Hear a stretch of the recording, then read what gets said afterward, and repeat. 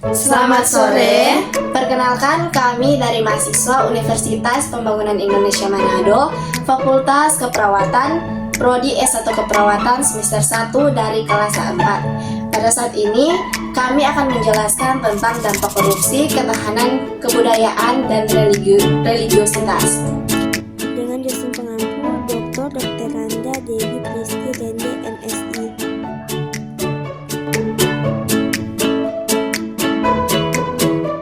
Baiklah, saat ini kita akan masuk ke dalam penjelasannya. Baik, pada saat ini saya akan menjelaskan tentang dampak terhadap ketahanan budaya dan religiositas. Yang pertama A, rusaknya cara berpikir logis. Budaya yang sudah lama mengakar di Indonesia yang muncul dari cara berpikir nenek moyang yang merupakan wujud kealiran lokal bisa dalam sekejap rusak dan hilang dari bumi yang dipijaknya. Ini bukan disebabkan karena tergerus oleh abad modern yang menawarkan hal-hal baru dalam berkehidupan seperti teknologi, material, peralatan, dan pemikiran baju. Justru dengan abad modern, banyak hal yang bisa kita petik manfaatnya, mempertahankan kebudayaan. Koruptor selalu berpikir bagaimana cara mendapatkan keuntungan dengan cara cepat dan keji, dengan jalan manipulasi berbagai data, informasi, bahkan merubah cara berpikir orang.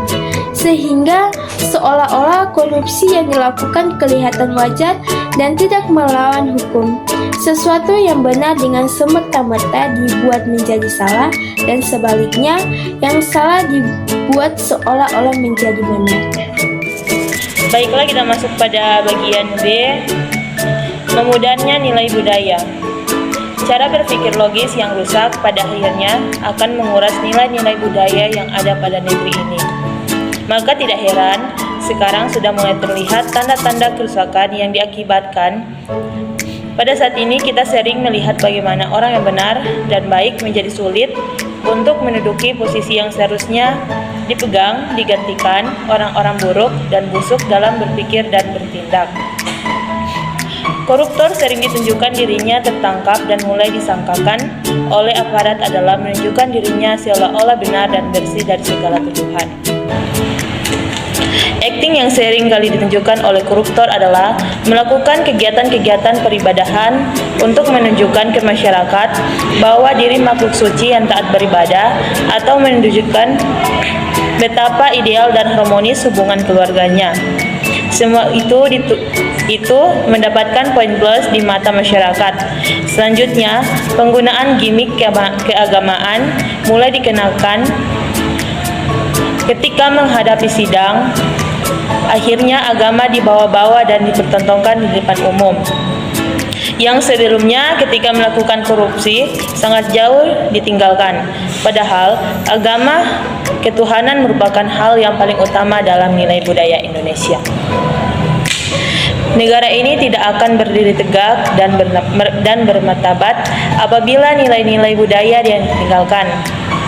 Nilai-nilai budaya merupakan fondasi bangsa, di mana ada nilai-nilai yang disepakati dan tertanam dalam suatu masyarakat, organisasi, wilayah lingkungan, di mana nilai-nilai ini akhirnya mengakar menjadi suatu kebiasaan, kepercayaan, simbol-simbol dengan karakteristik tertentu yang dapat dibedakan antara suatu budaya dengan lainnya, serta menjadi acuan perilaku dan tanggapan atas yang terjadi atau sedang terjadi.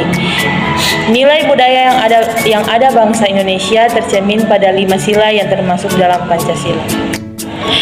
Indonesia merupakan negara yang memiliki budaya yang sangat kaya dan beragam. Suku yang ada di Indonesia ternyata memiliki nilai budaya yang menjadi pedoman tingkah laku dalam kehidupan masyarakat yang hampir mirip. Seperti nilai-nilai tolong-menolong atau gotong royong, musyawarah, menghormati, harga diri, dan tertib. Nilai-nilai yang tercermin dalam kehidupan sehari-hari, pelaksanaan budaya serta sistem sosial lainnya juga terlihat dalam peran religi, organisasi sosial, keragabatan mata pencaharian, teknologi, kesenian, dan material. Oleh sebab itu, nilai-nilai budaya bangsa Indonesia masyarakat yang berbudaya dan ini harus dijaga sampai kapanpun dengan netral dan sehat. Selanjutnya kita masuk dalam bagian C, yaitu bergesernya religiusitas masyarakat. Bangsa Indonesia merupakan bangsa yang religius dan hampir semua agama yang ada di dunia serta kepercayaan kepada Tuhan Yang Maha Esa ada dan tumbuh di Indonesia. Pengakuan religiusitas bangsa Indonesia tercermin dalam sila pertama Pancasila sebagai dasar negara, yaitu ketuhanan Yang Maha Esa. Hal ini secara jelas mengatakan bahwa bangsa Indonesia menempatkan Tuhan sebagai yang utama dan segalanya. Pada Undang-Undang Dasar 1945 alinea 3, yaitu kata-kata atas kuasa, tertulis secara jelas yang menyadarkan bangsa Indonesia bahwa semua keberhasilan perjuangan adalah anugerah Tuhan. Selanjutnya, terdapat pada pasal 29 UUD 1945, yaitu tentang kebebasan bagi setiap warga untuk beribadah menurut agama dan keyakinan masing-masing.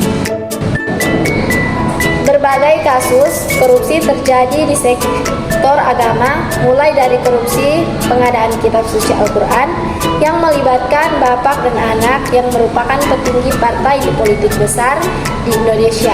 Selanjutnya, korupsi dana haji yang melibatkan petinggi dan pejabat tertinggi di Kementerian Agama juga meninggalkan situasi miris memilukan akhir-akhir ini, mungkin juga bentuk-bentuk cerminan dari apa yang dilakukan oleh para petinggi Kementerian Agama tersebut. Kalau bapak bisa, maka anak juga bisa, bahkan lebih dahsyat. Kekecewaan, rasa sakit, rasa miris, dan pilu yang bertubi-tubi terjadi akibat korupsi di sektor agama ini, pada akhirnya banyak masyarakat yang mendukung, skeptis, bahkan mulai mempertanyakan masih bisakah agama dijadikan ujung tombak perbatasan korupsi. Kondisi ini mendapatkan agama benar-benar sebagai baju saja.